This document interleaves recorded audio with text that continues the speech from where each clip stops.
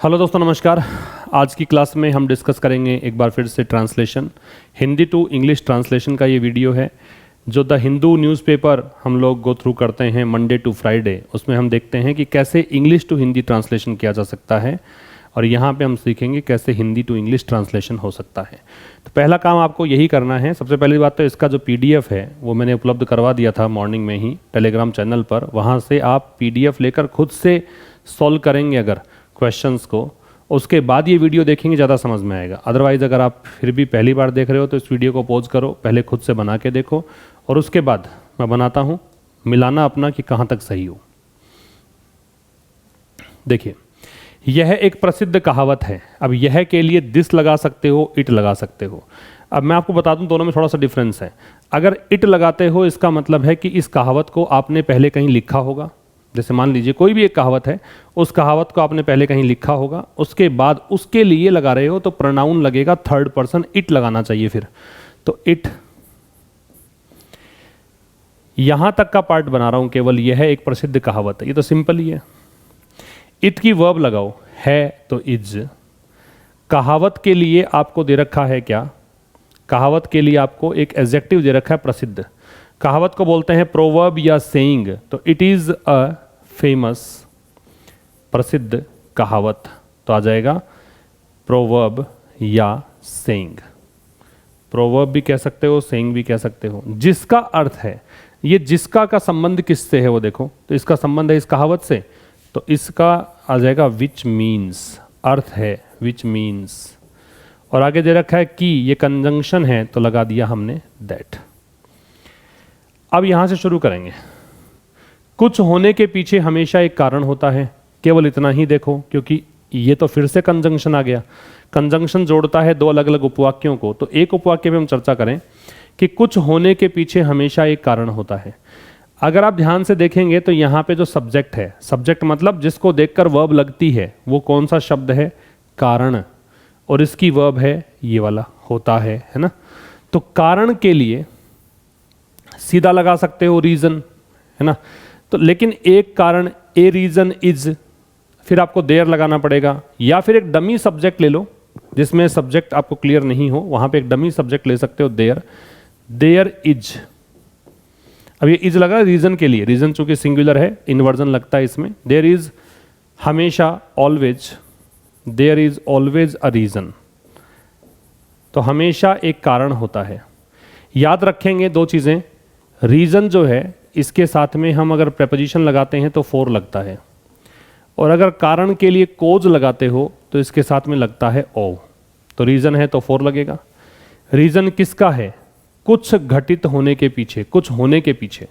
तो कुछ होने के पीछे फॉर हैपनिंग, चूंकि फॉर प्रेपोजिशन है तो आईएनजी लग गया, और कुछ इसका ऑब्जेक्ट हो जाएगा तो समथिंग। भाई आपको इतना तो बनाना आ ही गया था, यह एक प्रसिद्ध कहावत है। ये तो सिंपल सेंटेंस था, लिंकिंग वर्ब से बनता है। जैसे आप कहो कि वह एक विद्यार्थी है तो ही इज अ स्टूडेंट, वैसे ही यह एक प्रसिद्ध कहावत है, it is a famous proverb. जिसका अर्थ है कहावत के लिए, हु तो लगा नहीं सकते रिलेटिव प्रोनाउन, दैट लगा सकते हो, लेकिन दैट के भी कुछ स्पेशल फंक्शंस होते हैं, आपको नहीं पता हो तो एक बार आप विच का प्रयोग करें। अर्थ है, चूंकि ये प्रेजेंट में ही दे रखा है तो इसलिए विच आ रहा है इस प्रोवर्ब के लिए। सिंगुलर है तो मीन्स आएगा। दैट की के लिए लग गया। अब यहां पे मैंने एक क्लोज बनाया है कि कुछ होने के पीछे हमेशा एक कारण होता है। कारण की वर्ब है इज, तो कारण के लिए तो इज लगाना ही है, लेकिन आपको देयर का स्टार्ट क्यों करना पड़ा? क्योंकि यहां पे आपको अगर ये रीजन से भी स्टार्ट करोगे तो अ रीजन, अब रीजन के साथ भी सीधा नहीं लगा सकते, a reason is always, a reason is there लगाना पड़ेगा। तो बेहतर है कि डमी सब्जेक्ट को लगा दो पहले। तो there is always a reason, किसके लिए? तो के लिए, होने के पीछे, चूंकि मैंने के लिए का मीनिंग तो नहीं है खैर यहाँ पे, लेकिन रीजन के साथ में हम फॉर लगाते हैं तो फॉर लगाया फॉर, और होने के लिए लगाया हैपनिंग, और यहाँ पे समथिंग। अच्छा, यहाँ पे एक चीज़ दे रखी है आपको पीछे, मैंने ढंग से पढ़ा नहीं, तो पीछे दे रखा है तो आप इसको ऐसा करो, फॉर मत लगाओ फिर, क्योंकि वैसे तो रीजन किसका कारण है उसके लिए लगाते हैं, तो यहाँ लगाओ बिहाइंड, यहाँ लगा दीजिए बिहाइंड, पीछे, हैपनिंग समथिंग, ठीक है। और के लिए लगा दिया एंड। अब ये नया क्लोज स्टार्ट हो गया फिर से। यदि कारण को जड़ से मिटा दिया जाता है तो परिणाम भी समाप्त हो जाएगा। अब यदि से बनाओगे तो एंड इफ, ये यदि के लिए आ गया।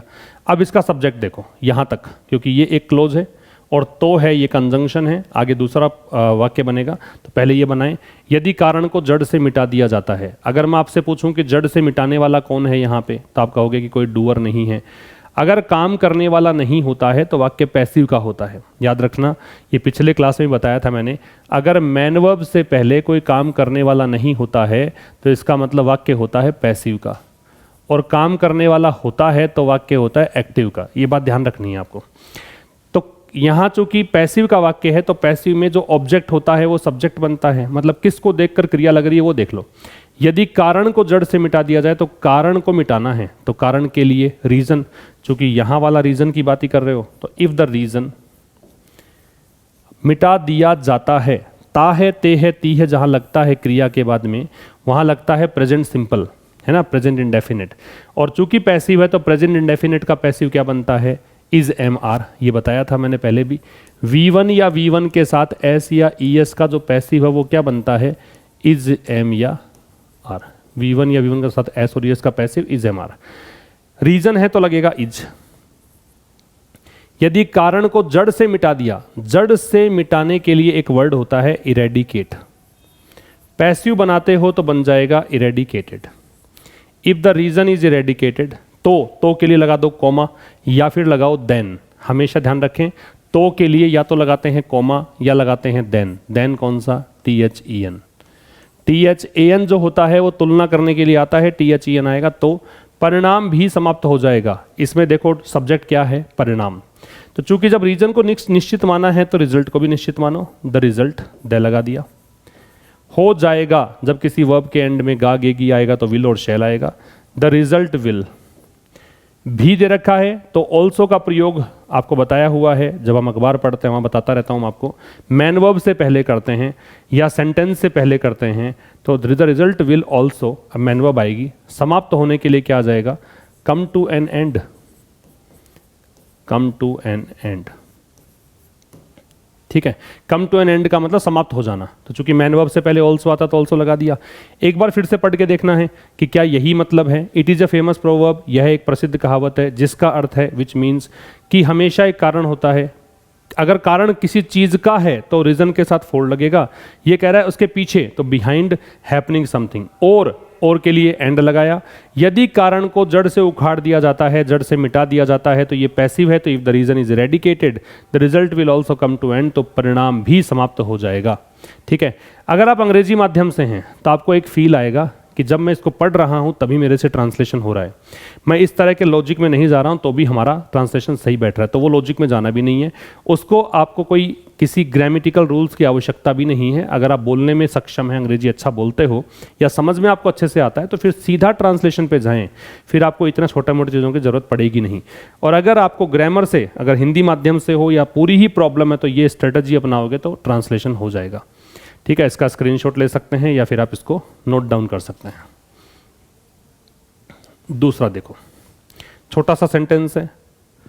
उदाहरण के लिए धन को अनेक बुराइयों का मूल कारण माना जाता है। सबसे पहले तो किसी भी सेंटेंस को देखकर ऐसा देख लिया करो कि हाँ ये वर्ड है, इनका मुझे पता नहीं है, तो उसको थोड़ा कलेक्ट कर लो आप। तो देखो, बुराइयों को तो बोलते हैं इविल्स, बुराइयां प्लूरल है तो इविल्स। मूल कारण जो है इसको बोलेंगे रूट कोज। मूल कारण को क्या बोलेंगे, रूट कोज। अब देखो बनाते हैं। उदाहरण के लिए, ये तो आपने कभी अंग्रेजी बोली हो या फिर कुछ पढ़ा हो तो वहां भी किताबों में लिखा होता है। उदाहरण के लिए, फॉर एग्जाम्पल, आ गया। अब इससे आगे बढ़ो। धन को अनेक बुराइयों का मूल माना जाता है, मूल कारण माना जाता है। अब इसमें बताओ कि मूल कारण मानने वाला कौन है, मानने वाला कौन है। तो आप कहोगे कि यहाँ पे तो कोई मानने वाला व्यक्ति नहीं है। जब डूअर नहीं है, काम करने वाला नहीं है, तो पैसिव है। पैसिव है तो फिर सब्जेक्ट निकालो। सब्जेक्ट को देख के वर्ब लगती है, हालांकि वो वैसे ऑब्जेक्ट होता है, लेकिन आप इसको बनाओ सब्जेक्ट, क्योंकि क्रिया लगानी है उसी को देखकर। धन को बोलेंगे वेल्थ या मनी, तो मनी। अब देखो क्रिया, सब्जेक्ट आ गया तो वर्ब लगेगी। ता है, ते है, ती है, प्रेजेंट सिंपल है। प्रेजेंट सिंपल के लिए आप लगाते हैं is am are. Money singular होता है इसलिए क्या लगाते हैं, इज। मानने को बोलते हैं कंसीडर। थर्ड फॉर्म लगाओगे क्या बन जाएगा, कंसीडर्ड। ठीक है। For example money is considered, तो धन को माना जाता है, इतनी कहानी खत्म। क्या माना जाता है? मूल कारण। और किसका मूल कारण? अनेक बुराइयों का। तो मूल कारण तो आ जाएगा रूट कोज, मूल कारण। अब आप पूछो कि दय क्यों लगाया है यहां पे? क्योंकि मूल कारण किसका है वो आपको आगे दे रखा है। जब निश्चित हो कोई चीज तो दय लगाते हैं। तो मूल कारण किसका है? का के लिए लगाया ओ, और अनेक बुराइयां, अनेक के लिए सेवरल लगा दो, मैनी लगा दो। बुराइयों के लिए लिखा है इविल्स, तो ये आ जाएगा दूसरे का ट्रांसलेशन।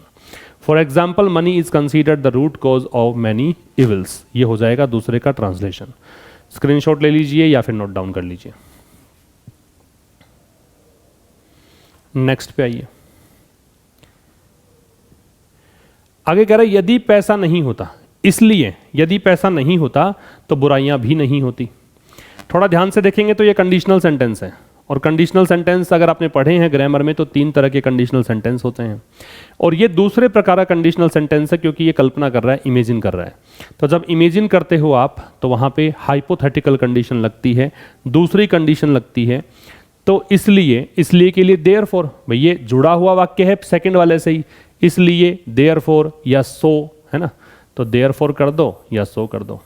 देयरफॉर, यदि, इफ, अब लगाओ यहां तक, तो कंजंक्शन हो गया, आगे की बात बाद में करेंगे। यदि पैसा नहीं होता, चूंकि इमेजिन कर रहे हो ऐसा मत मानना कि ये थर्ड कंडीशन सेंटेंस है, क्योंकि लगेगा आपको कि थर्ड भी ऐसी ही होती है, लेकिन थर्ड में कोई पास्ट की कोई घटना होती है जो अब हमारे हाथ से निकल चुकी है, ऐसा तो है नहीं। इसलिए आप इसको सेकंड कंडीशन मानोगे। और सेकंड कंडीशन सेंटेंस में जब आप इमेजिन करते हो, यदि मैं पक्षी होता, if I were a bird, यदि वह गायक होता, if he were a singer, यदि वह डांसर होता, if he were a dancer, ऐसे लगाते हैं। तो देयरफॉर इफ पैसा नहीं होता, पहले सब्जेक्ट क्या है? मनी। चूंकि कंडीशनल है तो वर लगेगा मनी के साथ में। इफ मनी वर, नहीं होता तो वर नॉट इन एग्जिस्टेंस कह सकते हो, या if money were not there ऐसा कह सकते हो। नहीं के लिए नॉट और देयर लगाना पड़ेगा, क्योंकि सीधा अगर यो कर दो वर नॉट तो फिर नॉट डिमांड करेगा कोई ना कोई चीज लगाने की अपने बाद में, है ना। तो वर नॉट देयर, या फिर if there were not money, दोनों ही हो सकते हैं, या money were not in existence. Existence का मतलब होता है अस्तित्व में होना। तो के लिए लगाओ कॉमा, या लगाओगे देन। बुराइयां भी नहीं होती, बुराइयां इविल्स, भी के लिए टू, और टू का प्रयोग हम उस शब्द के ठीक बाद में करते हैं जिस पर स्ट्रेस डालना होता है, जिस पर दबाव देना होता है। इविल्स टू नहीं होती, जब इफ के साथ वर लगाते हो तो अगला जो क्लोज है उसमें वुड लगाया जाता है। Evils too would not be there कर दो, या फिर वुड नॉट एग्जिस्ट कर दो। एग्जिस्ट का मतलब भी अस्तित्व में होना होता है, या बी देयर कर दो, जैसे ये किया है वर नॉट देयर, वैसे ही कर दो वुड नॉट। क्योंकि वुड मॉडल है तो बेस फॉर्म लगानी पड़ेगी, तो बी लग जाएगा और फिर देयर लग जाएगा। तो ये दूसरे का हो गया। देयरफॉर इसीलिए या इसलिए, if money were not there, यदि पैसा नहीं होता, evils too would not exist, तो बुराइयां भी नहीं होती। नेक्स्ट पे आओ। नेक्स्ट कह रहा है कि अगर कोई बदलाव लाना चाहता है तो उसे फल की बजाय जड़ पर ध्यान देने की जरूरत है। फिर से ध्यान से देखोगे तो ये सेंटेंस एक है, पहले इसको बनाओ, फिर तो से शुरू करेंगे। तो अगर के लिए लगाएंगे इफ। कोई बदलाव लाना चाहता है तो आप पहले सब्जेक्ट निकालो, हर सेंटेंस की शुरुआत सब्जेक्ट से ही होती है। ये तो सपोजिशनल कंजंक्शन होता है, कल्पना करने के लिए काम आता है। कोई के लिए वन लगा दो, समवन लगा दो, है ना। चाहता है क्रिया तो ता है, ते है, ती है, और चूंकि काम करने वाला कोई है तो ये एक्टिव वॉइस है, तो सीधी फर्स्ट फॉर्म आएगी, वन के साथ आ जाएगा चाहता है, वांट्स। क्या चाहता है? बदलाव लाना। बदलाव लाना, लाने के लिए बोलेंगे ब्रिंग, और बदलाव के लिए बोलेंगे चेंज, टू ब्रिंग चेंज। तो आ जाएगा if one wants to bring change, तो के लिए लगा दो कोमा या देन। उसे फल की बजाय जड़ पर ध्यान देने की जरूरत है। उसे किसको? जो बदलाव लाना चाहता है उसी को। तो ये जो वन लगाया है ना, अगर वन लगाते हो तो आगे भी वन ही आता है, अगर समवन लगाते तो ही आता। ये प्रोनाउन वाले टॉपिक में पढ़ते हो आप, अगर वन से स्टार्ट हो चुका है तो आगे भी वन ही चलेगा, तो वन। अब इसकी क्रिया क्या है? जरूरत है, ता है, ते है, ये दे रखा हो तो फर्स्ट फॉर्म। चूंकि जरूरत को बोलते हैं नीड, चूंकि वन एक वचन है तो आएगा नीड्स। किसकी जरूरत है? ध्यान देने की। ध्यान देने को बोलते हैं टू फोकस। फोकस के साथ लगाते हैं ऑन, वैसे भी पर दे रखा है, पर के लिए ऑन। किस पर ध्यान देना है? जड़, बजाय जड़ पर ध्यान देना है तो जड़ को बोलते हैं ऑन रूट। बजाय को क्या बोलते हैं? Instead of. उल्टा चलोगे तो भी बन जाता है लगभग सेंटेंस। किस पर? फल की बजाय। फल को क्या बोलते हैं? Instead of fruit. ये हो गया आपका नंबर 4। तो if one wants to bring change one needs to focus on root instead of fruit. ठीक है, इंस्टीड ऑफ का मतलब होता है के बजाय। इसका स्क्रीनशॉट ले लीजिए। फिर आइए नेक्स्ट पे। आध्यात्मिक दुनिया में मनुष्य की इच्छाओं को ऐसी घटनाओं का मुख्य कारण माना जाता है जो उसे पीड़ा देती है। तो अगर मैं ये वाली बात हटा दूं तो आपको समझ में आएगा सेंटेंस यहां से स्टार्ट हो रहा है, लेकिन ये कौन सी दुनिया की बात है, कहां की बात है, पहले जोड़ दो। तो इन अध्यात्म को बोलते हैं स्पिरिचुअल, दुनिया को बोलते हैं वर्ड, इन स्पिरिचुअल वर्ड। अब आओ सेंटेंस के सब्जेक्ट पर। यहां तक माना जाता है, जो है ये तो कंजंक्शन हो गया। मनुष्य की इच्छाओं को ऐसी घटनाओं का मुख्य कारण माना जाता है। आप देखिए सब्जेक्ट क्या है, वर्ब क्या है, तो सब्जेक्ट होगा इच्छाएं, और इच्छाएं किसकी है? मनुष्य की। तो आ जाएगा इन स्पिरिचुअल वर्ड ह्यूमन डिजायर्स। तो ये हो गया मनुष्य की इच्छाएं। आप ऐसा भी कर सकते हो द डिजायर्स ऑफ ह्यूमन, ऐसा भी पॉसिबल है। अब इसको माना जाता है, कौन है मानने वाला? कोई नहीं है, पैसिव है। पैसिव है तो ता है, ते है, ती है होने पर is am are. Desires plural है तो आर। मानने को बोलते हैं कंसीडर, ये फर्स्ट सेंटेंस में भी हमने देखा था। पैसिव है तो लगाएंगे थर्ड फॉर्म कंसीडर्ड। तो in spiritual word human desires are considered. क्या मानते हैं इसको? मुख्य कारण। Are considered the main cause. The main cause, मुख्य, मैन, मूल कारण होता तो रूट कोज बोलते। मैन कोज, कोज के साथ लगाते हैं ओ, है ना। ऐसी घटनाओं, ऐसी मतलब सच, और घटनाओं को बोलते हैं इंसिडेंट्स। ठीक है, फिर है जो किसके लिए आ रहा है? घटनाओं का, जो उसे पीड़ा देती है। तो घटनाओं के लिए लगा देंगे बीच में जो, विच। हु मत लगाना, हु व्यक्ति के लिए आता है। पीड़ा देती है, पीड़ा देने को बोलते हैं एगोनाइज। चूंकि ये प्लूरल है, विच के पहले इंसिडेंट्स प्लूरल है तो एगोनाइज ही आएगा, वर्ब की फर्स्ट फॉर्म प्लूरल। उसे किसको? ह्यूमन को। तो ह्यूमन एक वचन लिया था तो हिम लगा दो, विच एगोनाइज हिम। या विच गिव हिम ट्रबल, पीड़ा देना, विच गिव हिम ट्रबल भी हो सकता था। स्क्रीनशॉट ले सकते हैं आप। नेक्स्ट पे आइए। आनंदित जीवन पाने के लिए, ये तो हो गया उद्देश्य कि इसके लिए काम करना है आगे, है ना। आनंदित जीवन पाने के लिए आपको इसमें से क्या नहीं आ रहा होगा? आनंदित जीवन को बोलते हैं ब्लिसफुल लाइफ। ब्लिसफुल लाइफ, समझ गए? अब देखो, लगाम लगाना, उन इच्छाओं पर लगाम लगाना। लगाम लगाने के लिए एक वर्ड होता है रेन इन, REIN, रेन इन, इसका मतलब है लगाम लगाना। संतुष्ट को बोलते हैं सेटिस्फाइड। ठीक है, तो पहले तो ये लिखो पाने के लिए। देखो के लिए दो चीजें हैं, या तो टू के साथ में बेस फॉर्म लगा दो, या के लिए को हिंदी में इंग्लिश में बोलते हैं फोर लगाओ तो ING लगा दो। पाने को बोलते हैं गेट, तो टू गेट ब्लिसफुल लाइफ, आनंदित जीवन। तो आनंदित जीवन पाने के लिए उन इच्छाओं पर लगाम लगाने की जरूरत है। आप ये बता दो सब्जेक्ट क्या है भाई? आगे की बात तो बाद की है, यानी से स्टार्ट करेंगे, यहां तक बना लो। उन इच्छाओं पर लगाम लगाने की जरूरत है, इसमें कोई सब्जेक्ट है क्या? नहीं है, मानना तो पड़ेगा, सब्जेक्ट के बगैर बना ही नहीं सकते। तो कोई भी व्यक्ति हो उसको तो वन मान लो, अनजान व्यक्ति। जरूरत है नीड्स, वन के साथ में एस जुड़ जाएगा, नीड्स। क्या जरूरत है? लगाम लगाने की, तो टू रेन इन। अब आप पूछोगे कि टू क्यों लगा दिया? तो एक्चुअल में दो जो क्रियाएं होती हैं वो एक साथ में लग नहीं सकती ऐसे। अगर दो फर्स्ट फॉर्म हैं उनको लगाने का तरीका ये है कि या तो लगाओ टू के साथ में बेस फॉर्म, या फिर लगाओ ING। या तो करते हैं नीड्स रेनिंग, है ना, या टू रेन। जो यहाँ पे तो खैर रेनिंग होगा नहीं इसलिए टू रेन कर दिया। तो आवश्यकता है लगाम लगाने की। लगाम किस पर लगानी है? उन इच्छाओं पर। रेन इन का मतलब इन पर लगाम लगाना। अब उन इच्छाओं, उनके लिए दोज, इच्छाओं को बोला डिजायर्स। चूंकि दोज आ गया तो प्लूरल ही आएगा। यानी मतलब मीन्स, है ना। इसको दैट इज भी कहा जा सकता है। यानी को मीन्स भी कह सकते हो या दैट इज भी कह सकते हो। संतुष्ट रहने की जरूरत है। अब फिर देखो संतुष्ट किसको रहना है? जिसको जरूरत है लगाम लगाने की उसी को, तो वन लगा दो। Means one. जरूरत है फिर से लगाओ नीड्स। किसकी जरूरत है? रहने की। तो रहने के लिए यहां पे लिव वैसे मत करना, जीने की बात नहीं कर रहा, टू बी, होने की मान लो, टू बी। और संतुष्ट को बोलेंगे सेटिस्फाइड। अब यहां पे आप सेटिस्फाइंग मत कर देना, गड़बड़ हो जाएगा। टू गेट ब्लिसफुल लाइफ, आनंदित जीवन जीने के लिए वन नीड्स, किसी को जरूरत पड़ती है रेन इन करने की, दोज डिजायर्स को, उन इच्छाओं को लगाम लगाने की, अर्थात किसी को भी जरूरत है किसकी? संतुष्ट होने की। ये मतलब है इसका।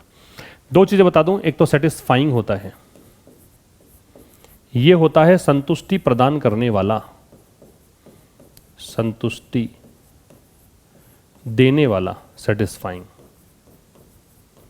और सेटिस्फाइड जो होता है वो होता है संतुष्ट, जिसको संतुष्टि मिल चुकी है वो व्यक्ति। ये हो गया संतुष्ट। थोड़ा ध्यान रखना कि यहां पे सेटिस्फाइड आएगा, ठीक है। फिर नंबर 7 क्या कह रहा है? 7 कह रहा है कि यदि विस्तारवाद की नीति अस्तित्व में नहीं होती तो रूस और यूक्रेन के बीच संघर्ष को टाला जा सकता था। दो चीजें बताता हूं। एक तो विस्तारवाद की जो नीति है इसको बोलते हैं पॉलिसी ऑफ एक्सपेंशनिज्म।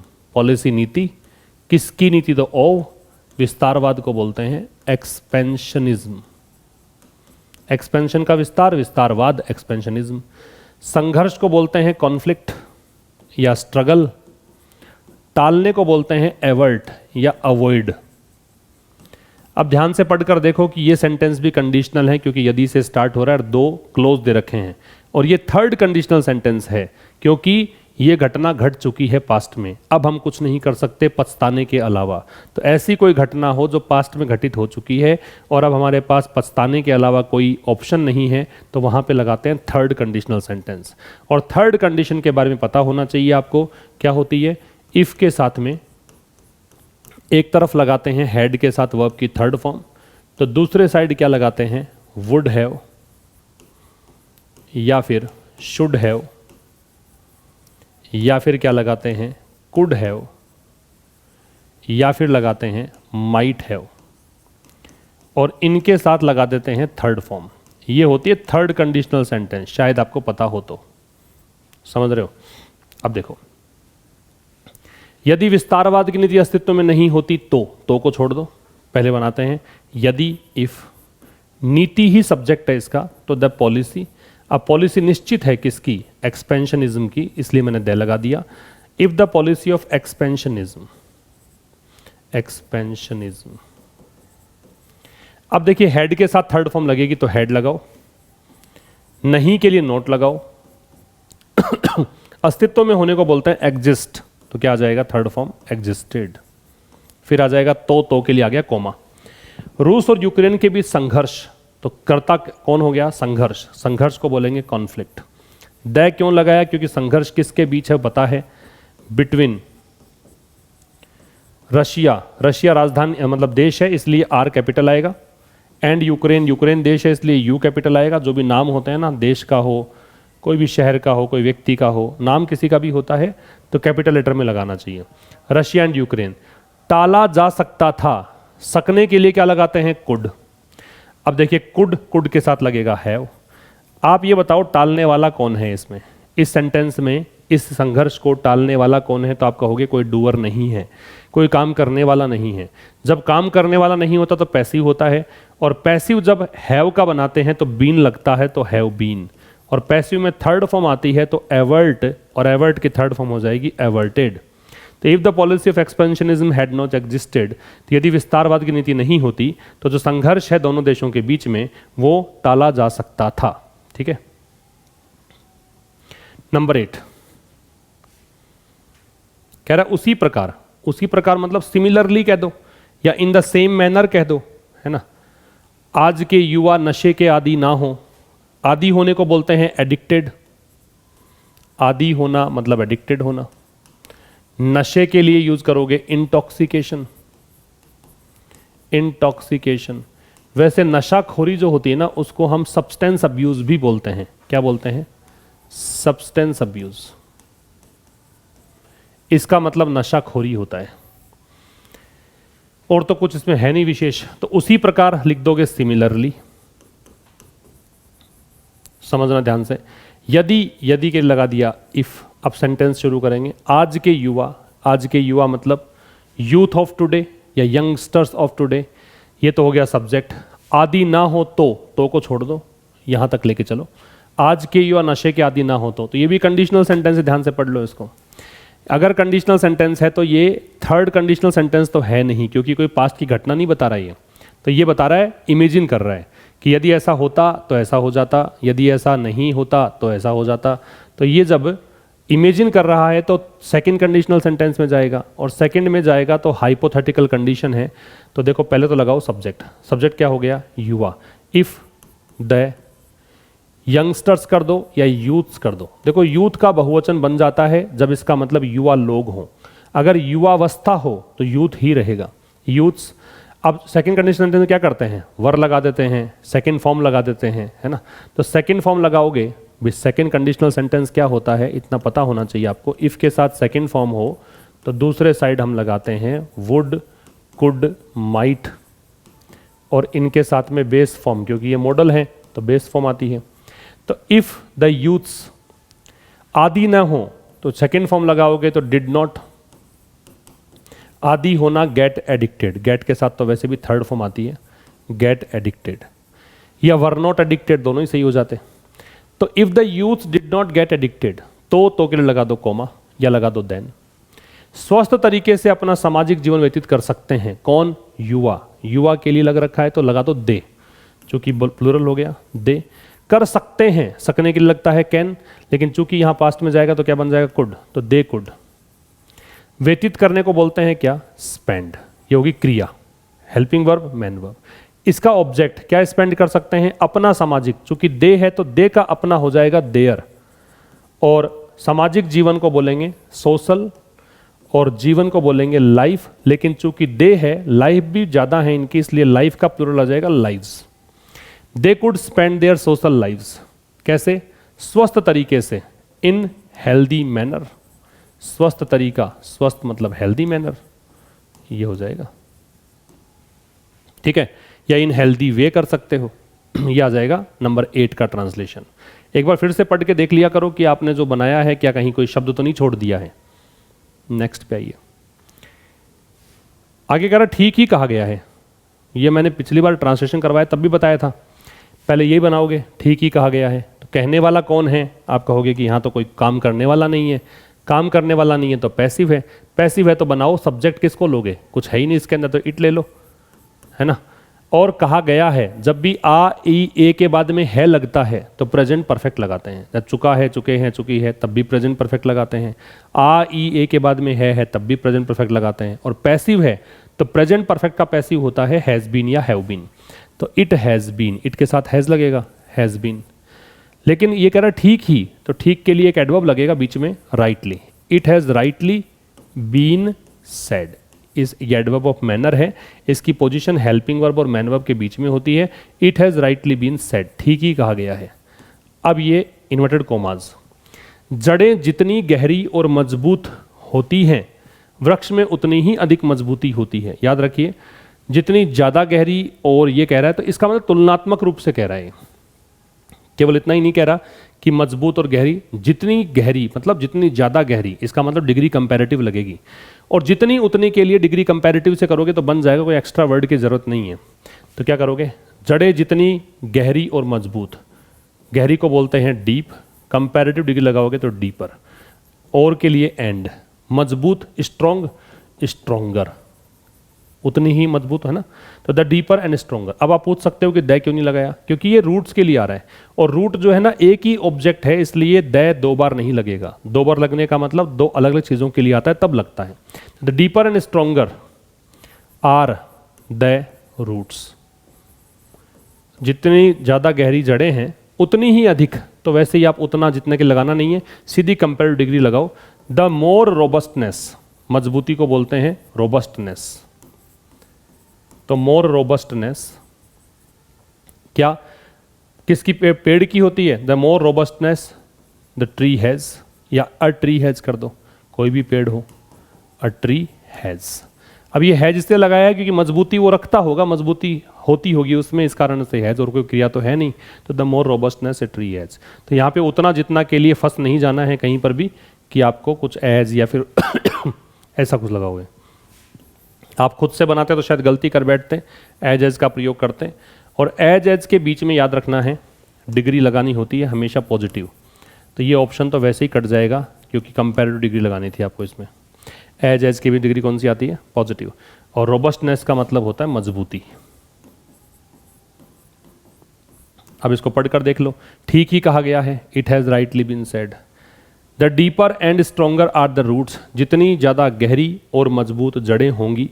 अब ये होंगी या होती हैं ऐसा ही दे रखा है, फैक्ट दे रखा है, तो फैक्ट में तो दोनों तरफ फर्स्ट फॉर्म लगाते हैं, तो यहाँ पे are the roots the more robustness a tree has, ये हैज़ भी फर्स्ट फॉर्म है, और यार लिंकिंग वर्ब है, ये भी फर्स्ट फॉर्म है, ठीक है। और एक सेंटेंस है इस प्रकार कहावत। पिछले ट्रांसलेशन में मैंने बताया था इस प्रकार के लिए हम यूज करते हैं क्या? 10। इस प्रकार कहावत हमें अंतिम परिणाम को बदलने के लिए मूल कारणों पर ध्यान केंद्रित करना सिखाती है। अब कहावत कौन सी, जो हम शुरू से डिस्कस कर रहे हैं, 1 से लेकर 9 तक डिस्कस किए हैं, निश्चित हो गई, हमें पता लग गया कौन सी कहावत, तो द प्रोवर्ब, द लग गया। 10 द प्रोवर्ब। अब सिखाती है और हमें सिखाती है, क्रिया लगानी है, सिखाने को बोलेंगे टीच, चूंकि सिंगुलर है प्रोवर्ब तो टीचेज, हमें के लिए अस। क्या सिखाती है? ध्यान केंद्रित करना, टू फोकस, ये हो गया ध्यान केंद्रित करना। किस पर ध्यान केंद्रित करना सिखाती है? मूल कारणों पर, तो फोकस हाथ में ऑन लगता है, और मूल कारण को बोलते हैं रूट कॉजेज, मूल कारणों पर। और रूट कॉजेज किसके हैं? किसके लिए? अंतिम परिणाम को बदलने के लिए, के लिए लग गया टू, बदलने को लगता है चेंज, और अंतिम परिणाम को बोलते हैं द फाइनल आउटकम या रिजल्ट। आउटकम भी कर सकते हो, रिजल्ट भी कर सकते हो। तो जितने भी ट्रांसलेशन मैंने किए हैं 10 सेंटेंसेस में, एक ही फैक्ट ध्यान रखना है, सब्जेक्ट लगाना है, सब्जेक्ट में वर्ब लगानी है, ये ध्यान रखो, बन जाएगा। तो ये तो हो गया इस प्रकार से, है ना। तो सब्जेक्ट निकाला हमने कहावत, कहावत के पहले द इसलिए आया क्योंकि हमने जिस कहावत की बात की है वही कहावत है, निश्चित हो गया द प्रोवर्ब। सिखाती है, ता है, ते है, ती है, प्रेजेंट सिंपल, तो टीचेस। हमें दे रखा है तो अस। क्या सिखाती है? फोकस करना, ध्यान केंद्रित करना। किस पर? तो ऑन। मूल कारणों रूट कॉजेज, के लिए टू, बदलने चेंज, किसको? अंतिम परिणाम को, तो द फाइनल आउटकम। उल्टा चलते हो तब भी हो जाता है। तो ये था इस वीडियो में। अब हम मंडे को मिलेंगे एक नए सेशन के साथ, तब तक के लिए नमस्कार, थैंक यू वेरी मच।